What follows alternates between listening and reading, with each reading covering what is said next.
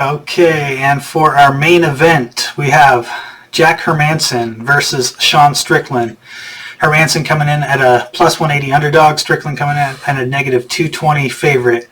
And I just want to start this one off by talking about Strickland. I don't know if you've been able to see a bunch of the media stuff that Strickland's been doing this past week, but I think it's so funny. This guy has gone like full evil villain role and like fully embraced it. The crazy stuff that he was saying leading up to this fight about how he loves violence. He sees his opponents as victims, and he loves making his opponents go unconscious, and just all this kind of. He seems to be having a lot of fun with it, but totally embracing the villain role. I don't know how much of the media day stuff you've been able to watch with Strickland. What are your thoughts on that? Yeah, a little bit. I think he's just finding his niche because he really doesn't stand out to me as like a person that you're like, he's going to go out there and put on a crazy fight. Like, he's in some decent fights, but I think the persona part is definitely going to help him because everyone's talking about him at this point. Like, what happened? And there were a couple instances, like even in the last year, where he's been in training camps or issues with training partners and stuff that have come up. And I think at that point he just realized like him being nice, him being humble isn't going to work. Like, people are going to talk about him when they think he's somebody else. He's being rude, he's being disrespectful, or he's having these altercations. And since then I've just heard nothing but stuff about altercations and opinions about hurting people and stuff like that. So I think it'll make for a good one. Hopefully it makes him aggressive and makes Hermansson be on defense, on edge, and we'll see the mental game, I guess. Yeah, and Strickland, I can't say when I've watched his fights that he's the most technical guy. I don't think in terms of striking or in terms of on the ground. He's definitely no slouch.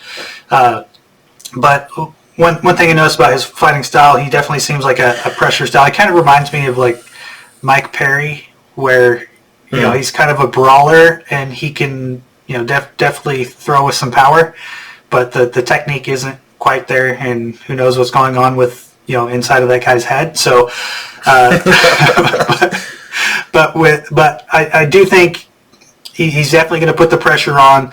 I think he's trying to position himself to make a run, to get a title shot. I think that's the reason for the shift in the personality, in front of the media and all that. And if he racks up a few wins, it doesn't take too many wins when you're making a ruckus before you can get a title shot. And he hasn't. I don't think he's fought Usman yet. Has he fought Usman? I don't think so. Don't think so. Or wait, Usman's at 75. Adesanya's at 85. Adesanya, yeah. So what's that? I said Adesanya, who's 185. Yeah, right. I don't remember him fighting Adesanya.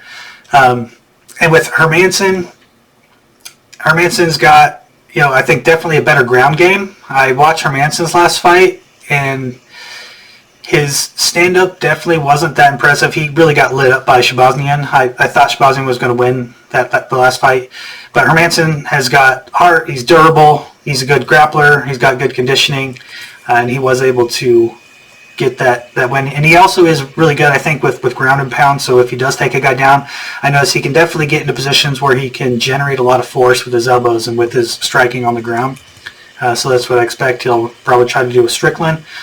And we got what I think will be the striker versus grappler classic style matchup. What do you think on the technical side of things here? Yeah, I like Hermansson.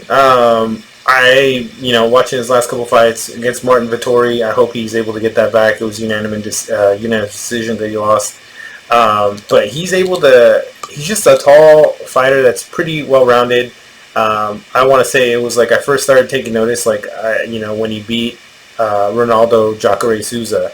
To me, who's just, a great grappler, was having great knockouts, great finishes standing up. And, he's got solid victories over people like that, like Talis Leites, another great grappler. So the fact that he was able to keep these grapplers standing and control that, to me, shows that you're going to have like solid, legit grappling or takedown or jiu-jitsu or something to control where you're going to take him. I think he'll be able to keep it standing and keep him on the edge. Unless he's going to be able to get hit by Strickland like Jared Cannonier hit him and, knock him out. But I don't see Strickland with that kind of power. I could see Strickland winning by decision, grinding it out for sure, because he's just that kind of guy that I feel like you have to stop or choke out to keep him from coming forward. Other than that, they can just take a good punch and dish it out. Strickland reminds me of Keith Jardine. Do you remember Keith Jardine? Okay. Yeah. The Dean Amin Keith Jardine. Same thing, that you were just like, man, he could just take a punch, and all it took was just, they throw one big one and catch people, and I see that. It's a good style for sure, and he's got the anger and ferocity. It'll be interesting to see how Hermansson responds, because he's just humble to himself, and there's not much trash talking from him, and it'll be interesting. I'm excited for the weigh-in, if anything, at this one to see what else Strickland does. Yeah, I hope he doesn't ruin it by doing something stupid, like happened a few months ago when, because when these guys are cutting weight, there's, depending on how much weight they're cutting, they're so frail. I could totally see Strickland now going out there just shoving Hermansson. He gets, whiplash and fight canceled or something ridiculous like that. So I definitely want to see some shit talking. I hope he doesn't end up ruining the fight with his new evil villain persona. Because I'm really looking forward to this one.